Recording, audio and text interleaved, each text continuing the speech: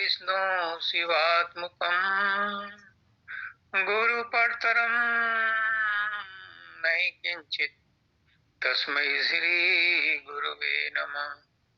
सर्वे भवन्तु सुखिनः, सर्वे सन्तु निरामयाः, सर्वे भद्राणि पश्यन्तु मा कश्चित् दुर्भाग् भवेत्। परम तत्वाधार परम पुरुष पूर्ण धनी मालिक कुल की सभी प्रेमी आत्माओं, सभी सत्संगी भाइयों बहनों बुजुर्गों माताओं बच्चों सबको राधा स्वामी। अभी आचार्य शर्मा त्यागी जी ने जो सत्संग दिया बहुत उच्च कोटि का था, सत्संग था और शब्द भी बहुत उच्च कोटि का था। दाता दयाल का शब्द है और उन्होंने उनको पूरी तरह से समझ करके, जान करके, अनुभव करके सत्संग दिया वो बहुत उच्च कोटि का है। धन्य धन्य गुरु परम स्नेही, धन्य दीन हितकारी, धन्य कृपाला सहज दयाला, भव मेटन हारी। बहुत ऊंचा। इसमें जो विशेष पंक्ति है, हालांकि सभी पंक्तियां इंपॉर्टेंट हैं, जो हमारे सत्संग से रिलेट है आज के, वो है गो गोचर जहाँ लग मन जाई, सो नहीं देश तुम्हारा, माया काल के परे ठिकाना, क्या कोई भरने पारा। तत्व तत्व सार सार नहीं, सुरत शब्द नहीं होई। ऊंची दृष्टि करे जो प्राणी, सार भेद कुछ पावे, और भेद पाए शरणागत आवे, आवागमन मिटावे। दया करो करुणा चितलाओ, तो मोहि भक्ति विस्वेका, दादा स्वामी चरण शरण लग रहो, शब्द मिले का। धन्य धन्य गुरु परम स्नेही, धन्य दीन हितकारी। अपने ऊपर कोई कृपा नहीं, सब गुरु के ऊपर डाल दिया। धन्य कृपाला सेज गो गोचर जहाँ लग मन जाई, सो नहीं देश तुम्हारा, माया काल के परे ठिकाना, क्या कोई भरने पारा। मन बुद्धि चित्त अहंकार कहाँ पर है? माया के अंदर है। ये माया के ही अंग हैं।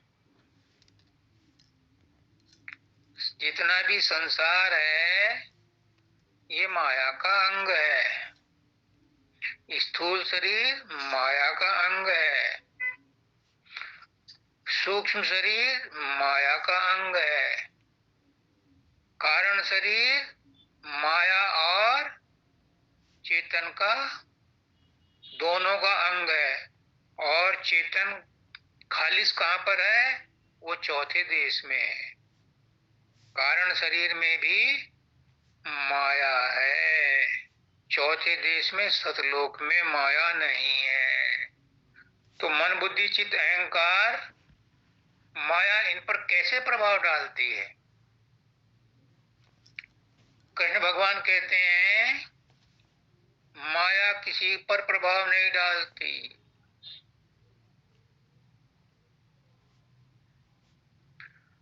माया नहीं कहती मुझे पकड़ो, कंबल नहीं कहता मुझे ओढ़ो,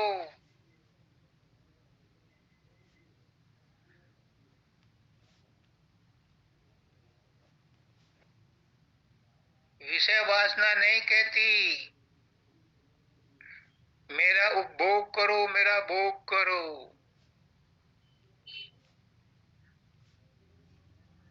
मन बुद्धि चित्त अहंकार से जब हम किसी भी विषय को, संसार की किसी वस्तु को आसक्त हो जाते हैं, उसमें ममता और आसक्ति पैदा करते हैं। मेरापन जब आ जाता है तो माया व्यापने लगती है, उससे पहले नहीं। माया कोई एक चीज नहीं है, स्त्री ही माया नहीं है, विषय ही माया नहीं है। जितनी प्रकृति है बहुत असीम प्रकृति है, अनंत प्रकृति है, अनादि है। अनादि माया, अनंत माया सबको नाटक दिखा रही है।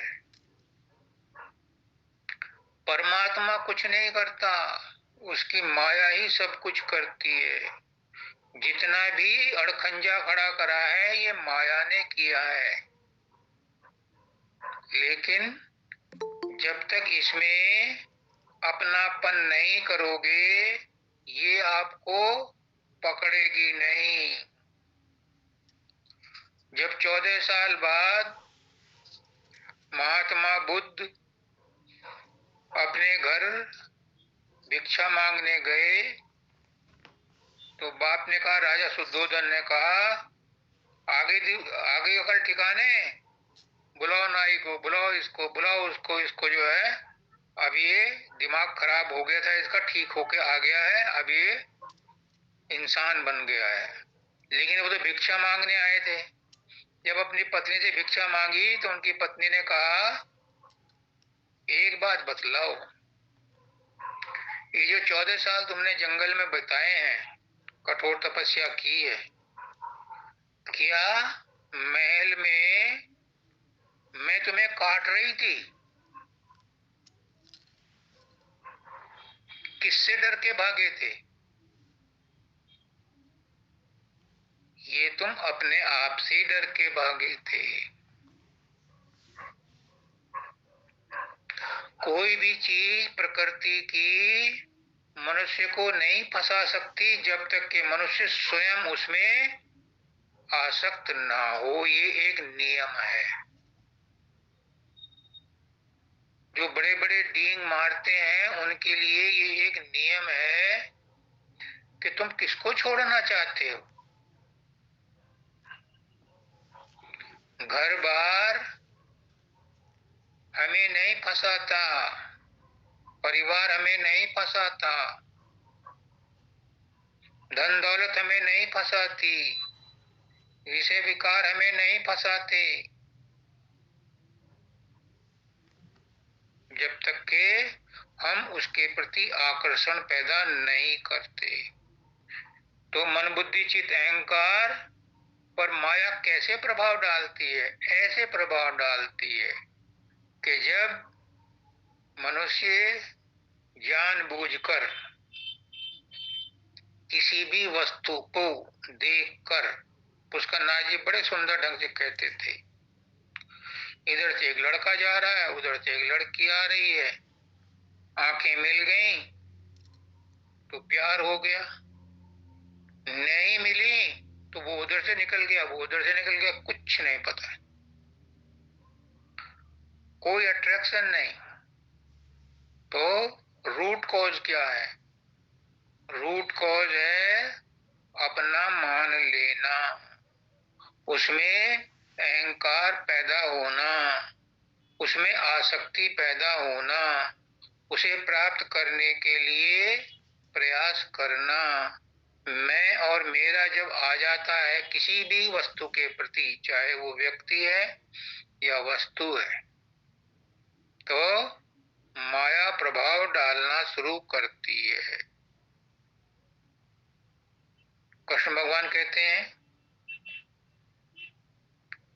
कि मैं प्रकृति के बिना भी रहता हूं और प्रकृति के साथ भी रहता हूं।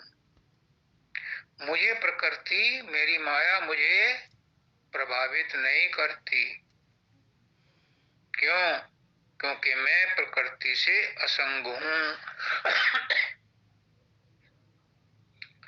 आप भी अगर असंग हो जाओगे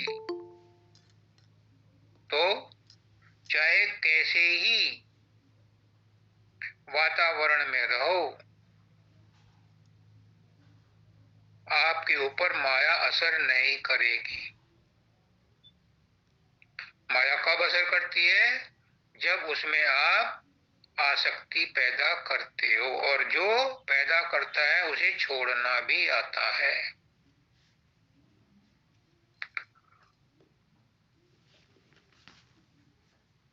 अब बात रही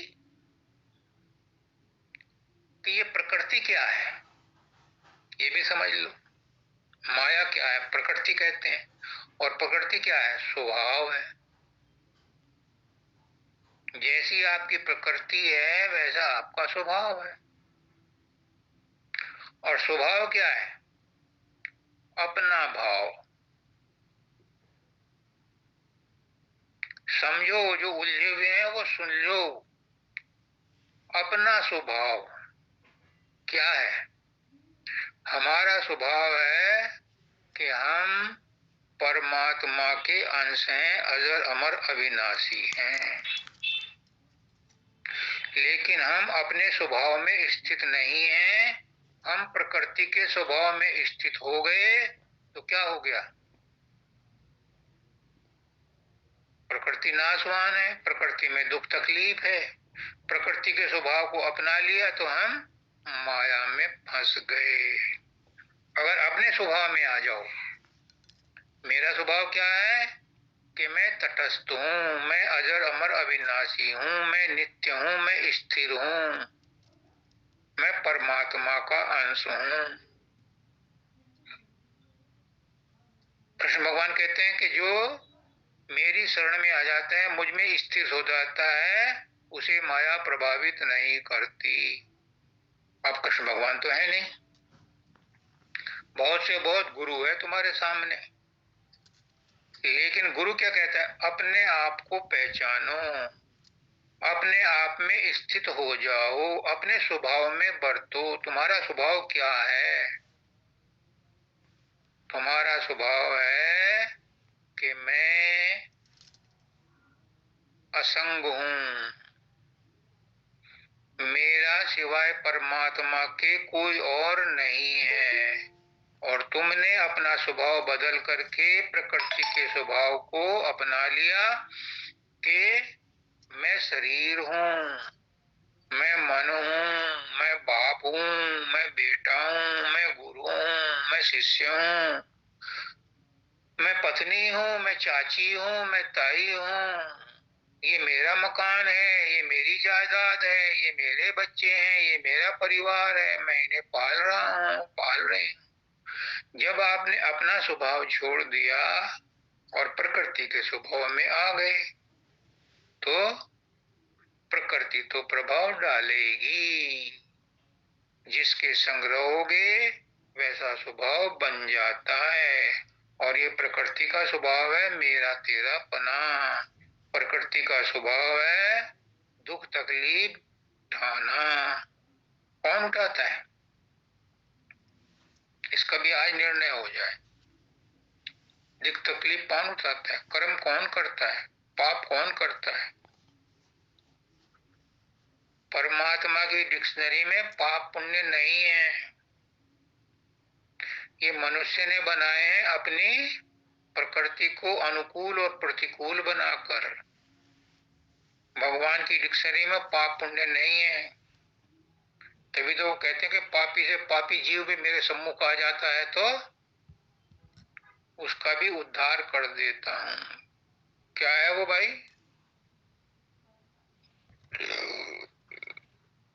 जब सम्मुख आवे तभी क्या था वो? नहीं ध्यान आ रहा गुरुदेव। चलो,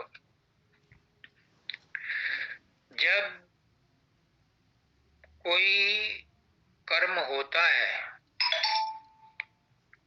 तो क्रिया, कर्म से पहले क्रिया होती है। और भगवान ने स्पष्ट किया है कि क्रिया में कोई पाप पुण्य नहीं होता। क्रिया क्रिया है। हमारी जैसी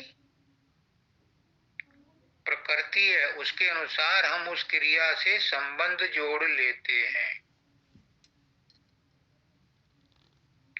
और संबंध जोड़ते ही वो कर्म बन जाता है। चाहे अच्छी होगी तो सोने की जंजीर, और खराब होगी तो लोहे की जंजीर, उसमें आदमी फंस जाता है। और फिर कर्म का सिद्धांत इतना अटल है कि उसको कोई तोड़ नहीं सकता। वहां रिश्वत नहीं चलती, वहां सिफारिश भी नहीं चलती, वो भुगतने पड़ते हैं। तो गुरु क्या कहता है? कृष्ण भगवान क्या कहते हैं? कृष्ण भगवान भी गुरु थे कि जो तुम कर्म करते हो, जो क्रिया करते हो, ये तुम करते ही नहीं, तुम्हारे स्वभाव में ही नहीं है। तुम्हारा स्वभाव तो स्थिर है। आत्मा कर्म कर ही नहीं सकती, परमात्मा कर्म करता ही नहीं। परमात्मा का कर्म करता है प्रकृति, और मनुष्य का कर्म करता है उसका मन। मन भी प्रकृति है। तो 5 तत्व, आकाश, वायु, अग्नि, जल, पृथ्वी। 4 मन चतुष्टय, मन बुद्धि चित्त अहंकार। 3 गुण, फिर उसके साथ मिल जाते हैं प्रारब्ध, फिर उसके साथ जीव की चेतना। जब ये सब मिलकर के एक लोटे में या बाल्टी में डाल दिए जाते हैं तो इनमें केमिकल रिएक्शन होता है, और हम कहते हैं कि ये कर्म हो गया। कर्म हो गया, लेकिन इसका कर्ता मैं नहीं हूं, मैं असंग हूं।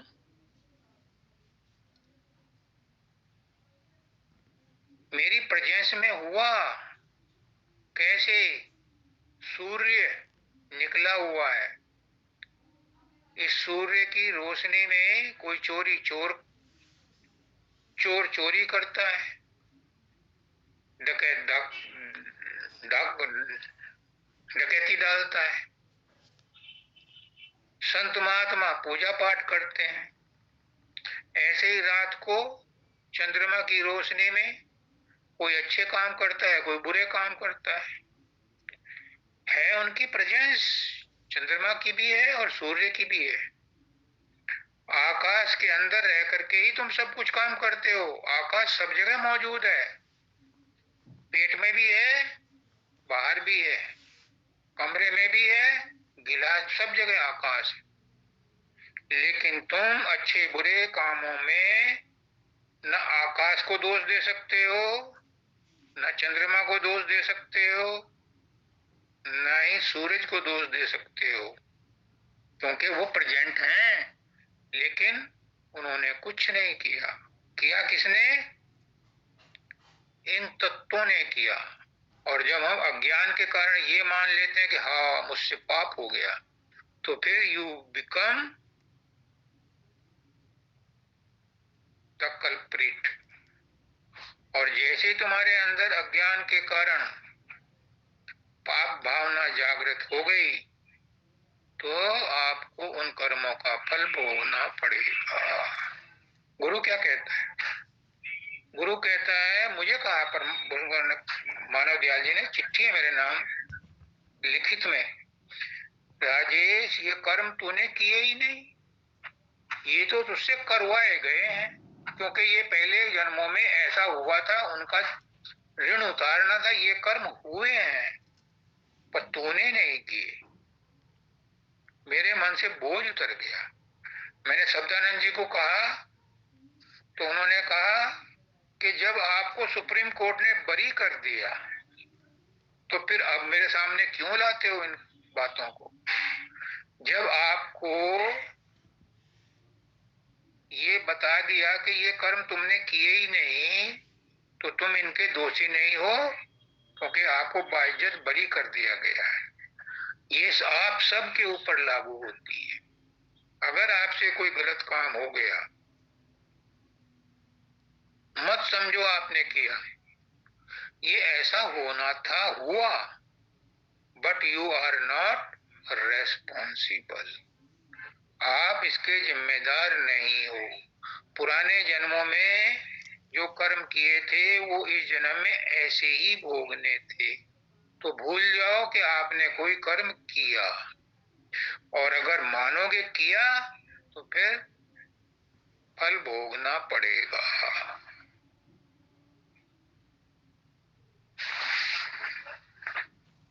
दूसरी बात, परमात्मा को जानना भी नहीं है, परमात्मा को खोजना भी नहीं है। परमात्मा के लिए जो साधन अभ्यास, जो सुमरन ध्यान भजन समाधि लगाते हैं, ये परमात्मा को पाने के लिए जरूरी नहीं है। क्यों करते हैं ये सब? ताकि इससे हमारा मन शुद्ध हो जाए, क्योंकि मन के अंदर ही संस्कार भरे पड़े हैं। तो मन को शुद्ध करने के लिए साधन अभ्यास कराया जाता है, वरना परमात्मा तो स्वतः सिद्ध है। परमात्मा तो तत्काल सामने खड़ा है। आपका मन शुद्ध हो जाए, आपके मन से प्रकृति के साथ, संसार के साथ जो संबंध है उनका विच्छेद हो जाए, तो आपको परमात्मा ढूंढने कहीं नहीं जाना, कोई समाधि ध्यान नहीं लगाना। परमात्मा तो आप स्वयं हो, आप वही हो तत्त्वमसि। लेकिन उसे देखने के लिए शुद्ध मन चाहिए। पुष्करनाथ जी कहते हैं कि मन की शांति, मन की निर्मलता ही परमात्मा का दर्शन है। रामायण में भी कहा है तुलसीदास जी ने, क्या है वो, मुझे मोह नहीं भावा, छिल छिल निर्मल छद्म जन्मन निर्मल जन्मन सो मोहि पावा, मोहे छल हाँ, कपट न भावा।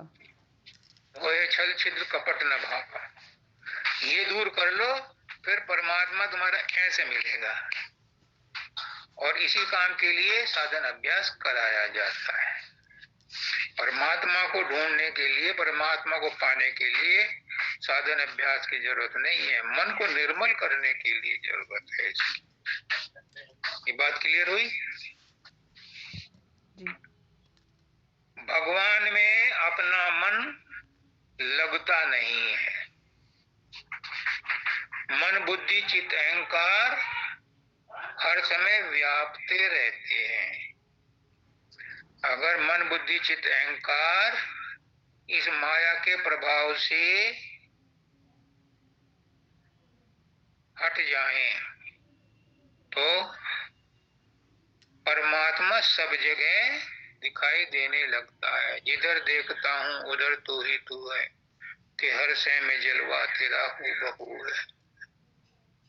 तेरी ही है रग रग में रेसा रवानी, तू ही मैं में मैं है, तू ही तू में तू है। ऐसा हो जाता है।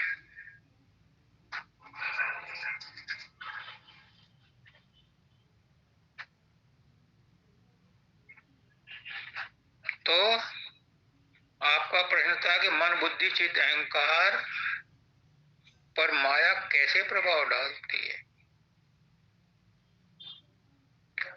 एक संत जब अपने संत पने में होता है, मैं रिपीट कर रहा हूं, एक संत जब अपने संत पने में होता है, 24 घंटे कोई भी संत पने में नहीं रह सकता। बाबा फकीर खुद कहते हैं कि हर समय मैं समाधि ध्यान में नहीं रह सकता, मुझे शरीर की जरूरत पूरी करने के लिए नीचे उतरना पड़ता है। टट्टी पेशाब, खाना पीना, नहाना धोना, सत्संग देना भी कहते थे कि ये भी माया में ही आता है। इन कामों के लिए जब संत नीचे उतरता है अपनी अवस्था से, तो उस पर भी माया प्रभाव डालती है। पर चूंकि वो पहले आते थे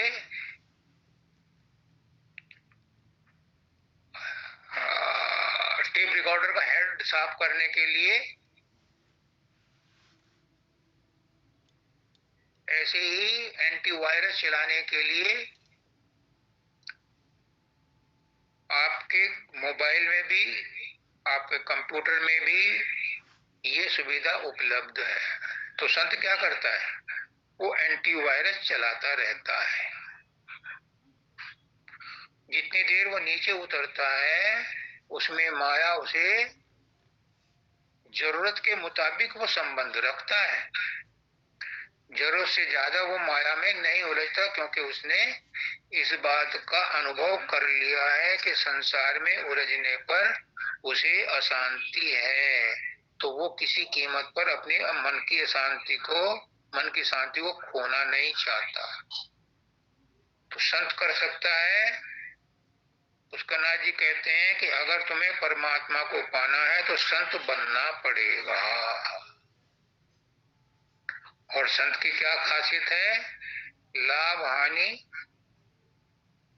जन्म मरण, यश अपयश, सुख दुख, इनमें वो विचलित नहीं होता, समता में रहता है। आप भी रहना शुरू कर दो, आप भी संत हो जाओगे, आप भी परमात्मा के नजदीक हो जाओगे। अगर आप चाहते हो कि माया आप पर असर ना करे, तो उन चीजों से दूरी बना लो जिनके द्वारा माया प्रभाव डालती है। आप कहो कि मैं मिर्च खा लूं, मैं मूली खा लूं और डकार ना आए, ये कभी नहीं होगी। मिर्च खाओगे तो जलन होगी, मूली खाओगे तो डकार आएगी। आपके हाथ में है, आप चाहो तो इनको छोड़ दो, संबंध विच्छेद कर लो, तो आपके ऊपर माया प्रभाव नहीं डालेगी। फिर अगले सत्संगों में जैसे आता रहता है वैसे इसके ऊपर और प्रकाश डालेंगे। क्योंकि अभी तो आप ये समझो, जो मैंने प्रकृति कही वर्ण, प्रकृति भी कहते हैं कृष्ण भगवान दो तरह की है, एक परा एक अपरा। परा प्रकृति हम जीवों की प्रकृति, चैतन्य की प्रकृति। अपरा प्रकृति ये जड़ प्रकृति है। जड़ प्रकृति और परा प्रकृति का मेल नहीं है, कभी नहीं है, स्थायी मेल नहीं है, टेम्परेरी मिलते हैं। और इसीलिए इनमें केमिकल रिएक्शन होता है। अगर अपरा प्रकृति से परा प्रकृति संबंध न रखे, मेरा और अपना, मेरा और मैं न रखे, ममता और अहंता न रखे, अपरा प्रकृति परा प्रकृति की चेरी है, गुलाम है। लेकिन जैसे ही हम जीव इस अपरा प्रकृति के संपर्क में आकर के इसे अपनी मान लेते हैं, फिर हम इसके गुलाम हो जाते हैं, एकदम रिवर्स हो जाता है। और फिर ये माया हमें प्रभावित करके नाच नचाती है, और नाच इतना ही नहीं नचाती, नरकों में भी ले जाती है, 84 लाख योनियों में ले जाती है। नाक में नकेल पड़ी हुई है, बैल भाग करके नहीं जा सकता कहीं। एक ऊंट के पीछे दसों बीसों ऊंट ऐसे ही चलते रहते हैं, क्योंकि सबकी नकेल एक दूसरे की नकेल से बंधी हुई होती है। ऐसे ही जीव भी इस संसार में प्रकृति द्वारा जोते जाते हैं। तो गुरु क्या कहता है, मैं आया हूं, तुम्हारी दुर्दशा देख करके मुझे दया आई है। ऊंची दृष्टि करे जो प्राणी, सार भेद कछु पावे, और सार भेद शरणागत आवे, आवागमन मिटावे। गुरु कहता है मेरी बात मान लो, अपनी दृष्टि को ऊंचा करो, नीचे मत ले जाओ, इन विषय भोगों से ऊपर उठाओ, ऊंची दृष्टि करो। और ऊंची दृष्टि का मतलब है कि तीसरे पद से, तीसरे तिल से ऊपर छेद करो। पहले सहज दल कमल में जाओ, फिर त्रिकुटी को तोड़ो, फोड़ो, शून्य में जाओ, शून्य से महाशून्य में जाओ,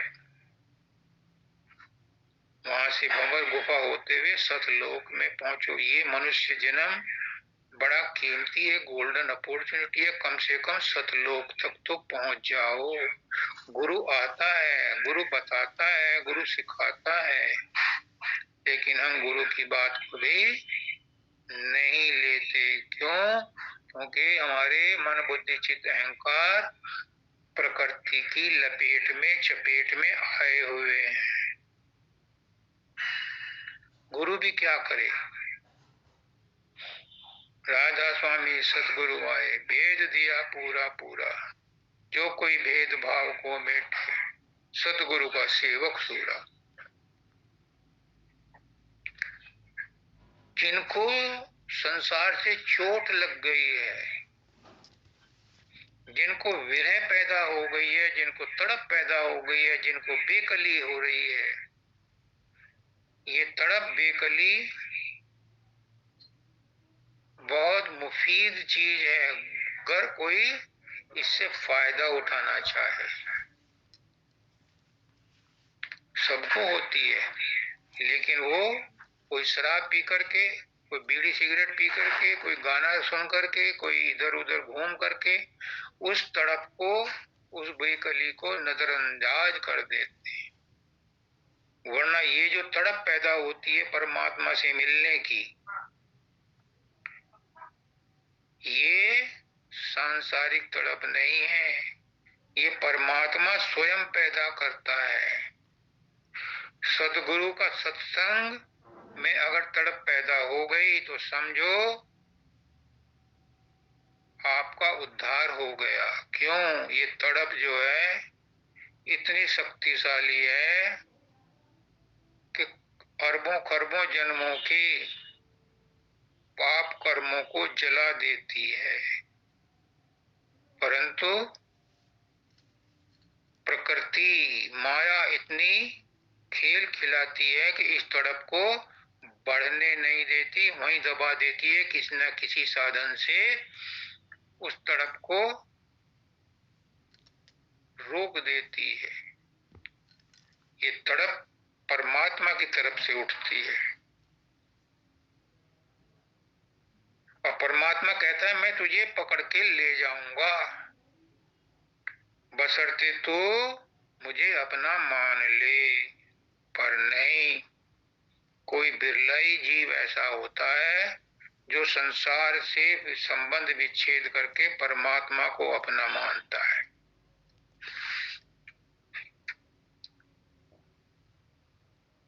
मानवदयाल जी कहते थे तुम संसार को छोड़ने की जहमत मत उठाओ, शक्ति मत खर्च करो, तुम गुरु के साथ जुड़ जाओ, परमात्मा से तो वैसे ही, परमात्मा से वैसे ही जुड़ जाओगे। पुष्करनाथ जी कहते हैं तुम्हें अगर गिलास में हवा भरनी है तो जिस मात्रा में तुम उसका पानी निकालोगे भरे हुए गिलास का तिरछा करके, उतनी मात्रा में पानी, हवा तो अपने आप भर जाएगी। जितनी मात्रा में तुम गुरु से या परमात्मा से जुड़ोगे, उसी तादाद में उसकी अपेक्षा ज्यादा संसार तुमसे छूटता चला जाएगा। इसलिए कहते हैं कि सत्संग में कुछ प्राप्त किया जाता है। लेकिन मानव दयाल जी कहते हैं कि जो सत्संग में कुछ प्राप्त करता है उसी तादाद में उसे कुछ बुराइयां दुर्गुण छोड़ने पड़ते हैं। तो सत्संग ग्रहण का मार्ग जरूर है, परंतु साथ में त्याग का भी मार्ग सिखाता है। इसलिए लोग सत्संग में भी नहीं आते, और आते हैं तो सत्संग की बात को गांठ नहीं मारते, समझते नहीं। अच्छा लगा सत्संग, अच्छा क्या अच्छा लगा इसकी समझ पशु क्या है, पहले ये समझो, रूट कॉज में जाओ। मेरी मजबूरी है, मुझे गुरु ने ऐसा ज्ञान दिया है कि देखत देखत ऐसा देख मिट जाए धोखा रह जाए। ये चार जगह गुरु बताए हैं, पशु बताए हैं। कोई नर पशु है, कोई गुरु पशु है, कोई त्रिया पशु है, कोई वेद पशु है। चार तरह के पशु बताए। ये पशु क्या है?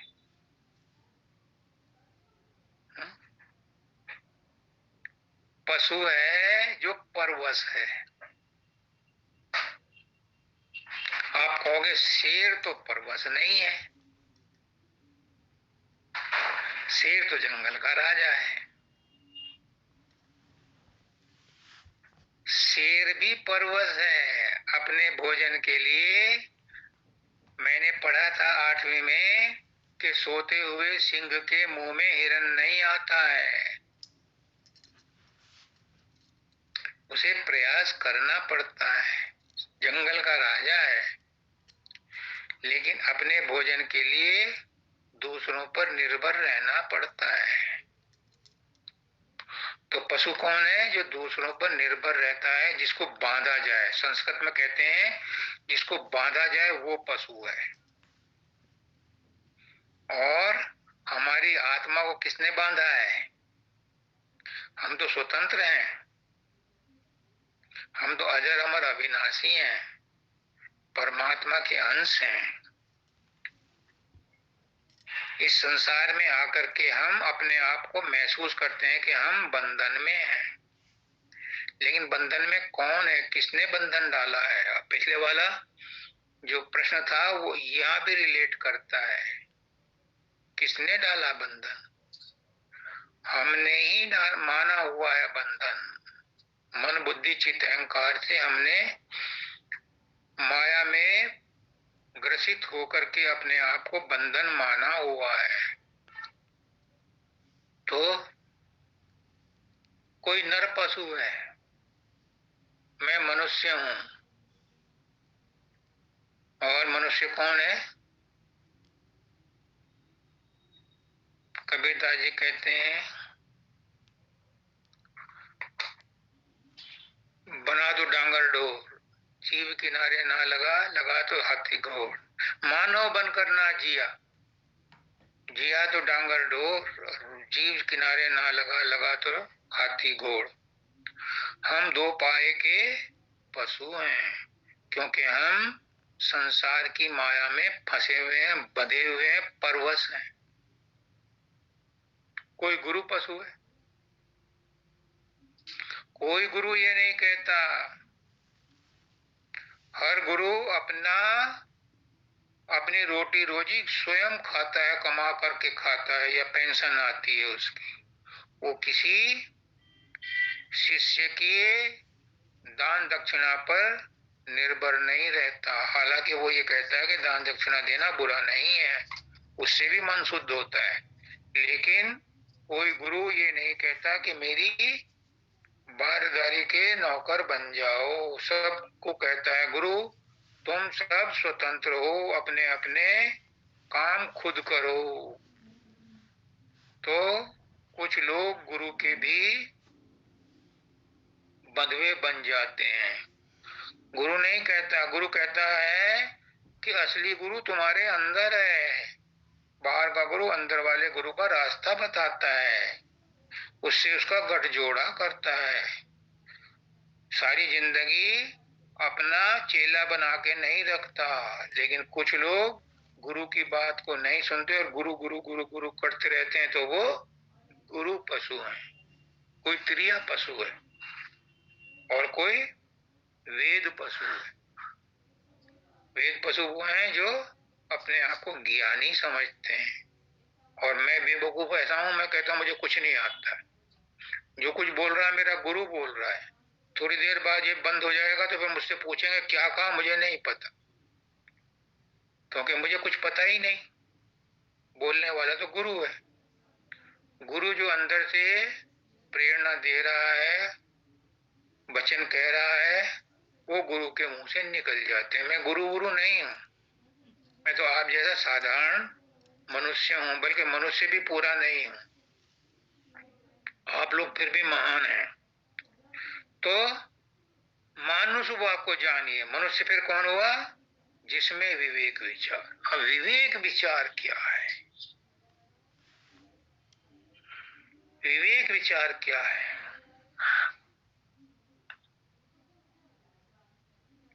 देखो ऐसा है, मन, बुद्धि, चित्त, अहंकार, ये सब संसार की चीजें हैं।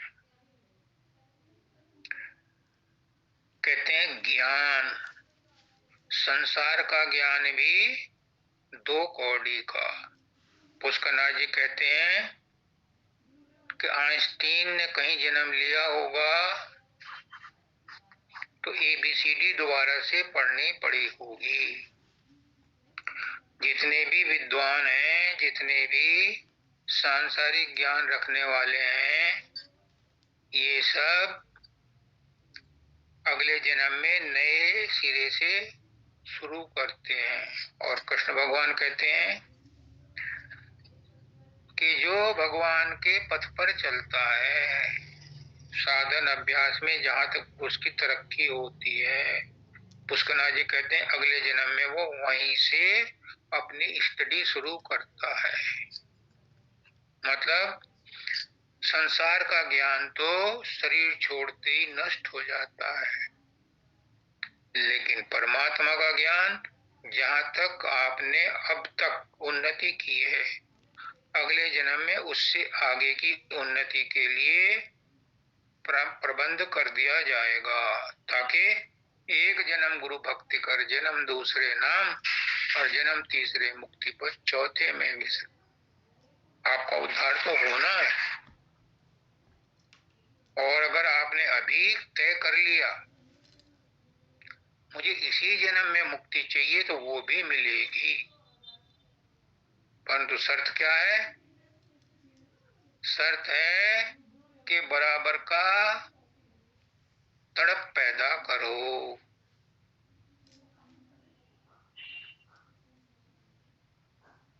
अगर तड़प नहीं है तो गुरु भी आपके अंदर तड़प पैदा नहीं कर सकता। बात हो रही थी विवेक विचार।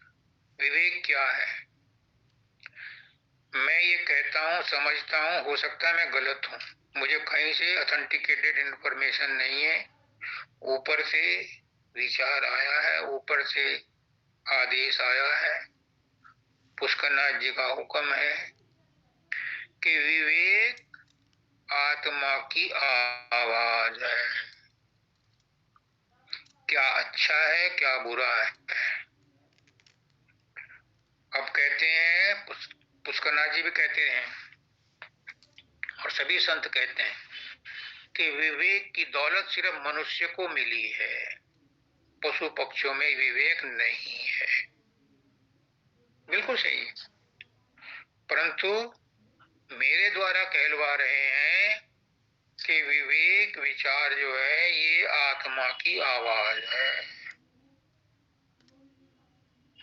तो आत्मा की आवाज तो फिर पशु पक्षियों में भी होनी चाहिए, क्योंकि उनके अंदर भी आत्मा है। तो इसका समाधान बताते हैं गुरुदेव कि मनुष्य में ये शक्ति है, मनुष्य को परमात्मा ने एक स्वतंत्रता दी है जो और योनियों में किसी प्राणी को नहीं है। क्या? करके अपनी विवेक शक्ति को उजागर कर सकता है, अपनी आत्मा की आवाज को अनुसंधान करके उसे उभार सकता है, और योनियों में ये सुविधा उपलब्ध नहीं है। इसलिए उनमें सब कुछ होते हुए भी विवेक विचार नहीं है। मनुष्य में है, क्यों? क्योंकि उसे ये वरदान मिला हुआ है, परमात्मा की तरफ से स्वतंत्रता मिली हुई है कि वो अपने अंदर इस शक्ति को डेवलप कर सकता है, खोज कर सकता है। पैदा नहीं कर सकता, पैदा नहीं हो सकती है। पैदा तो वो चीज होती है जो पहले से ना हो, खोज उसकी होती है जो पहले से मौजूद हो, डेवलप वही चीज होती है जो पहले से उपलब्ध हो। तो विवेक सबके अंदर है, लेकिन कोई डेवलप नहीं करता। और सुन लो, अगर मनुष्य के अंदर ये शक्ति है तो वो कौन सा 30 मार्का बन गया?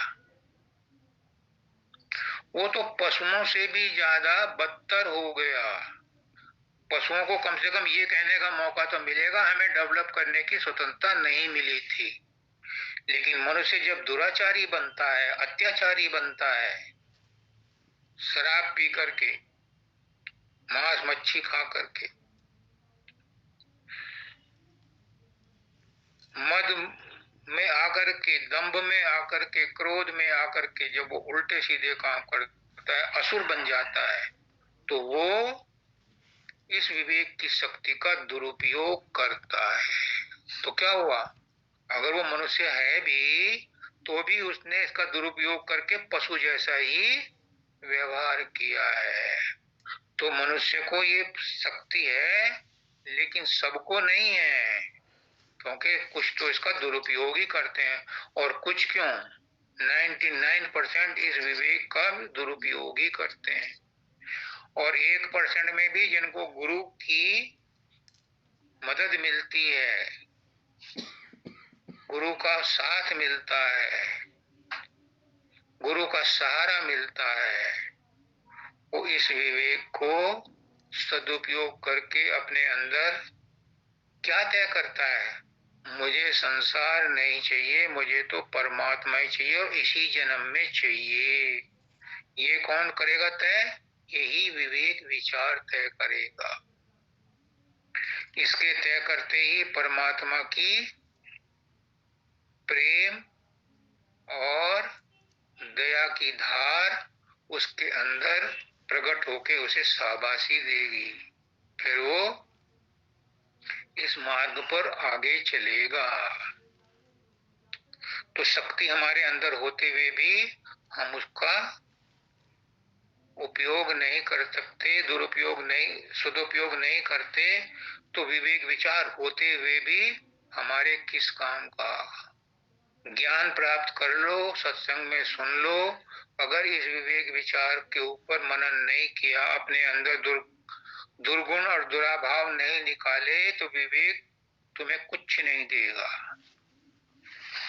ये विवेक होते हुए भी कर्ण के पास कितने हथियार थे, हर हाल में हर तरह से वो अर्जुन से ज्यादा काबिल था, क्योंकि उसका बड़ा भाई था। लेकिन अंत समय में गुरु के श्राप से उसे याद नहीं रहा, वो विवेक उसका वहां काम नहीं आया, क्योंकि उसने दुर्योधन के साथ रह करके द्रौपदी चीरहरण में और अभिमन्यु के वध में नाजायज तरीके से काम किया था, समर्थन किया था। तो विवेक विचार छू मंतर हो गया था। उसको उस समय याद नहीं आया कि कौन सा हथियार के लिए क्या मंत्र है, और वो मारा गया। तो मनुष्य कोई अपने आप को सोचे कि मैं सुप्रीम हूं, मेरे अंदर विवेक विचार है, और तुम उसका इस्तेमाल जानते ही नहीं, तो वो होते होते हुए भी तुम्हारे किसी काम का नहीं। और विवेक विचार को इस्तेमाल करने की तरकीब कौन बताता है? गुरु बताता है। इसलिए मेरे भाइयों बहनों, माताओं, बुजुर्गों, बच्चों, आप सर्वगुण संपन्न हो, आप परमात्मा के अंश हो, आप स्वयं परमात्मा ही हो, लेकिन भूल से अपने आप को भेड़ समझ रहे हो, जबकि आप शेर के बच्चे हो, शेर ही हो। पुष्करनाथ जी बार बार कहते थे कि उस शेर की माँ ने तो उस बच्चे को अपना रूप दिखा दिया था। कृष्ण भगवान ने भी अर्जुन को अपना रूप दिखा दिया था।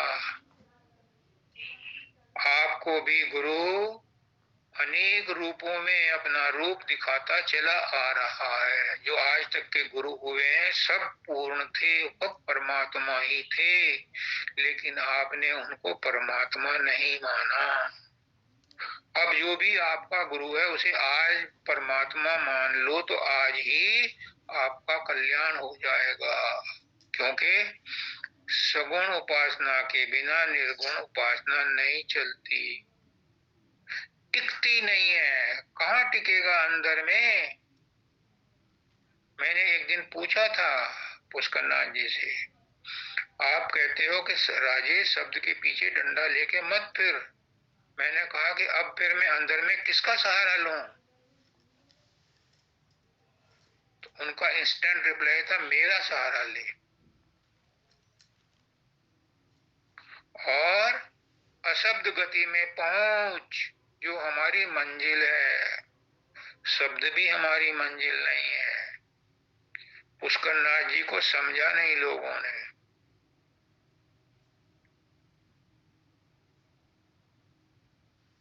कितना ऊंचा ज्ञान था उनका। मेरा सहारा ले और पहुंच अशब्द गति में, जो हमारी मंजिल है। क्यों है? क्योंकि silence in the beginning, silence in the end. हम उसी साइलेंस से आए हैं। परमात्मा अनंत अनंत अनंत शांत अवस्था में रहता है, और हमारी मंजिल भी वही अनंत अनंत अनंत शांत अवस्था है। बीच की अवस्था में अगर हम गड़बड़ा भी गए तो पुष्करनाथ जी कहते हैं, all is well if end is well. बीच में अगर अशांति आ भी गई तो कोई फर्क नहीं पड़ता। अंत में तुम शांति प्राप्त कर लो तो तुम पूर्ण रूप से शांत हो जाओगे। मैंने बैंक में नौकरी की है। बैंक में खजांची लाखों करोड़ों रुपए का लेन देन करता है, किसी को जमा करता है, किसी को भुगतान करता है, और अंत में जो शेष बचता है वही लॉकर में रात को बंद करके जाता है। तो आपने भी इस जीवन में या पिछले जन्मों में या अरबों खरबों जन्मों में जितना भी किया वो सब लेन देन था। बैलेंस जो है वो पुष्करनाथ जी कहते हैं कि नील करके चलो इस जन्म में। लेन देन यही समाप्त कर दो इसी जन्म में। अगर एक भी कर्म बाकी रह गया, एक भी इच्छा बाकी रह गई, तो एक जन्म और एक जन्म का मतलब है लाखों जन्मों का संस्कार इकट्ठा हो जाना। इसलिए दया करो अपने आप पर। सब लेन देन यही खत्म कर दो इसी जीवन में। कुछ भी मत ले जाओ। पुष्करनाथ जी ने चलते चलते बताता हूँ लास्ट बात। पुष्करनाथ जी ने कहा कि अगर तुमने किसी से कुछ लिया है, किसी के साथ बुरा किया है, और तुम उसका बदला नहीं चुका पाए क्योंकि वो नहीं है, तुम उसका कर्जा नहीं उतार पाए, जो तुमने बुरा किया है उसके बदले उसकी भलाई नहीं कर सकते, तो क्या करो, ये मान लो कि ये पुराने जन्म का लेन देन पूरा हो गया।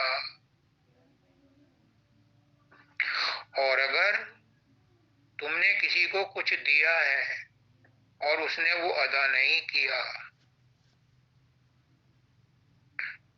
और अब वो करने के मूड में भी नहीं है या है नहीं, चला गया,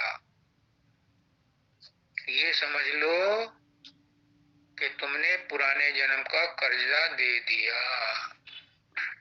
अपना लेन देन खत्म करो, न अपना नाम रखना तुम, न कोई भी निशा रखना।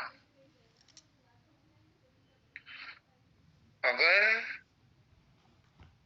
तुम अपना नाम और निशान रखोगे, लेन देन रखोगे, एक किताब पढ़ रहा था मैं, उसमें लिखा है कि तुम कितना ही लेन देन अपना रजिस्ट्रार के यहाँ, अपने मकान के, बैंक के किसी भी खातों में अपना नाम लिखवा दो,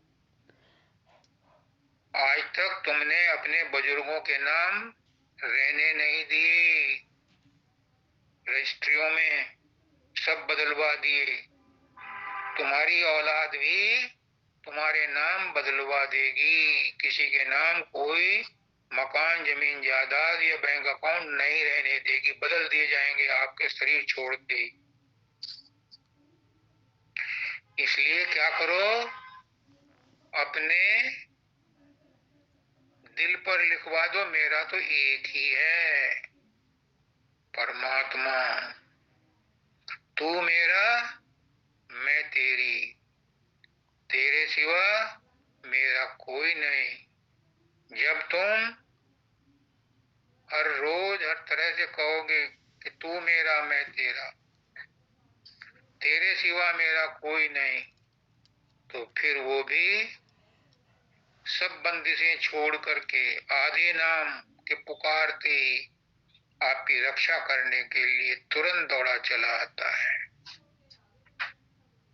ये हुआ है, ये होता है, क्योंकि हम सब उसके बच्चे हैं, इसलिए वो हमारी रखवाली करता है।